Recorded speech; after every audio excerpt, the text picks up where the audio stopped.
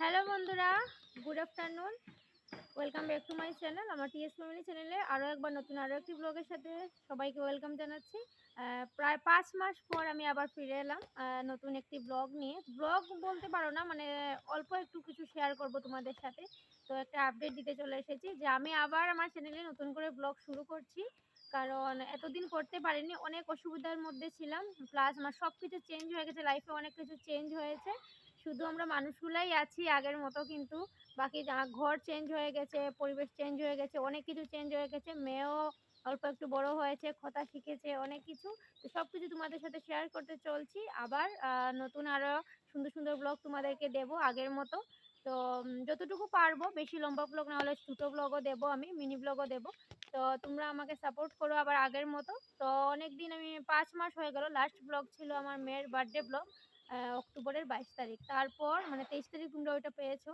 কিন্তু তারপর কোনো আর ব্লগ করিনি, কারণ ভীষণ অসুবিধার মধ্যে ছিলাম। আর পুরনো যে আমরা বাড়িতে ছিলাম, দুর্গাবাড়ি, ওইখান থেকে আমরা চলে এসেছি।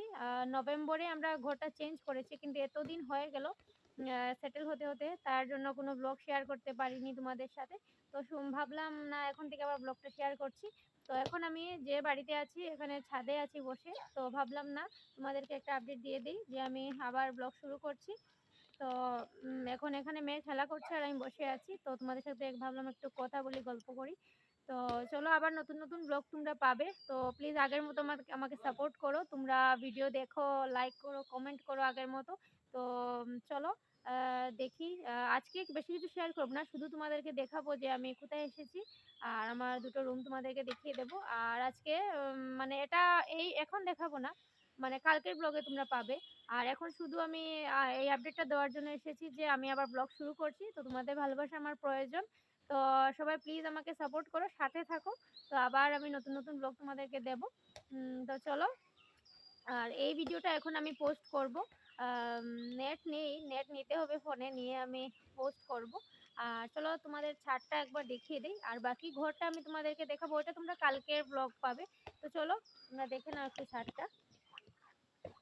তো এই যে দেখো, এখানে কাপড় চোপড় দেওয়া আছে, আর মেয়ে এখানে খেলা করছে। দেখেছো, মেয়ে অল্প একটু বড় হয়েছে, কথা শিখেছে। সবাইকে হাই করো মা, বলো হ্যালো, বলো হ্যালো, বলো সবাইকে, বলো।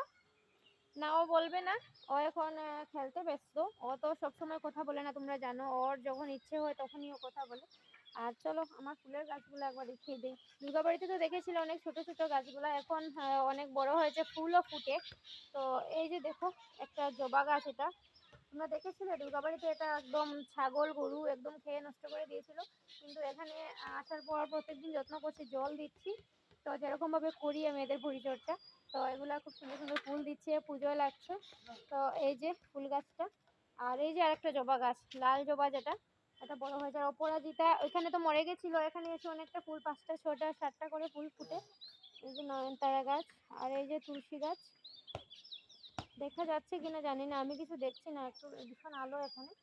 আর ওই যে গাছটা বাবার বাড়ি থেকে দিয়েছিলেন, ওই গাছের দুটো ডাল দিয়েছিলেন, ওটা লাগিয়েছি, পিঙ্ক কালারের যে জবাটা, ওইটা। আর এই যে বলেছিলাম না, অ্যালামন্ডা ফুল আমার ভীষণ প্রিয়। তো এখানে এই যে দেখো, কলি চলে এসেছে ফুলের, দেখতে পাচ্ছ কিনা? হ্যাঁ, এই যে দেখো কলি এসে গেছে। তো ফুল ফুটবে খুব তাড়াতাড়ি। আর এই যে সাদা ফুলের গাছটা, এখানেও ফুটে, 6টা 7টা 10টা 12টা করে ফুল কোনো কোনো দিন ফুটে। আর এখানে আরো নতুন লাগিয়েছি। তো চলো, এই ভিডিওটা এতটুকুই। তোমাদেরকে বাকি যে ভিডিওগুলো এখন আমি করবো, ওইগুলো তোমাদেরকে আমি কালকের ব্লগে তোমরা পাবে। তো চলো প্লিজ সাপোর্ট করো আবার আগের মতো। আমি আবার ফিরছি নতুন নতুন ব্লগ নিয়ে। তো চলো, টাটা।